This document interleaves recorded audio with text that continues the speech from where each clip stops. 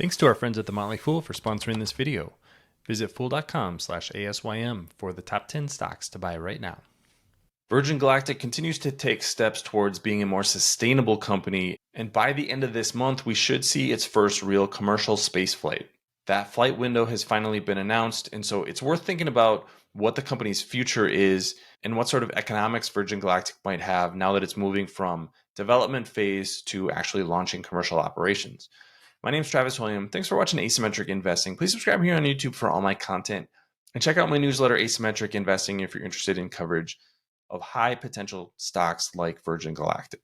I want to start with just a quick look at Virgin Galactic's stock over the last month or so. You can see that it's been very volatile. Shares have bounced back really nicely since lows in late May, but there's a lot of ups and downs. And the reason for that is some of the announcements the company has made.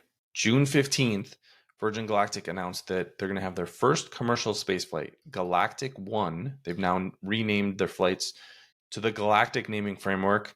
The flight window is June 27th to June 30th, 2023.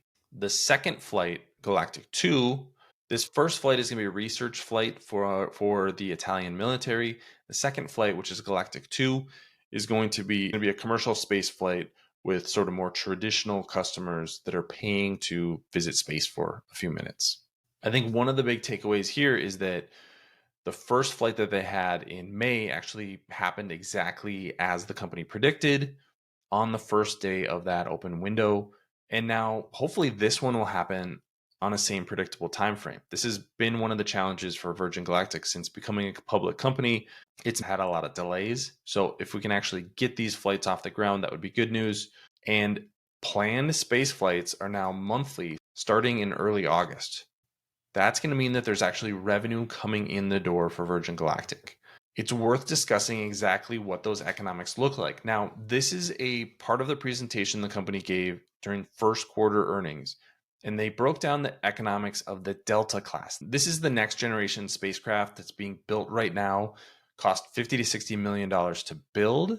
So it puts that upfront investment into perspective. And each flight can carry 6 passengers, $450,000 a piece. That's $2.7 million in revenue per flight. The variable costs, so fuel, insurance, training, all kinds of other things that go into those variable costs. Management talked a lot about that on the conference call, about $400,000. So the gross margin per flight should be in excess of $2 million. $2.3 million would be the number that they project here. Now, again, this is the Delta class spacecraft, but $2.3 million means that your payback for each new spaceship is about 6 months, because these Delta class spaceships are going to be flying once a week, whereas the current spaceship, which only has 4 seats, is going to be flying once a month. The challenge for Virgin Galactic is getting to the point where there's one or more of these in operation, generating a couple $1 million a week in gross margin. Virgin Galactic has about $900 million in cash on the balance sheet, but is burning about $130 to $140 million per quarter. And that's on top of the $50 to $60 million investment in building these Delta class ships. So it doesn't take long for all of that cash to get burned up. I think eventually Virgin Galactic is going to have to raise some money, but it's good that we're getting to the point where there's going to be revenue coming in, and potentially significant revenue, once these Delta class spacecraft start operating. These are significant steps forward for Virgin Galactic. We've been waiting for over a year for the company to upgrade both the mothership and then the legacy spacecraft to get to the point where commercial operations are actually getting off the ground. When the company came public, they said that commercial operations were going to begin in 2020, 2021. By now, there should have been significant revenue coming in the door, but that just hasn't been the case.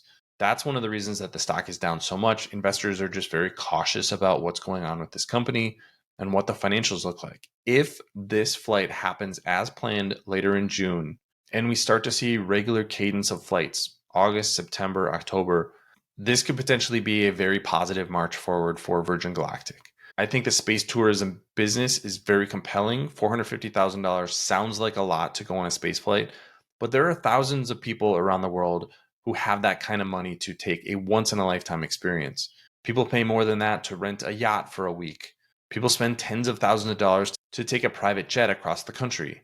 This is a potentially massive market given the fact that you're going into space.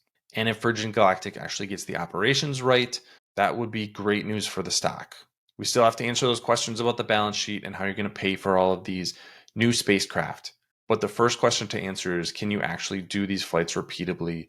And so that's what we're going to learn over the next couple of weeks. I'll be back covering the stock when there's significant news that happens. So don't forget to follow Asymmetric Investing. Thanks for watching, everybody. See you here next time.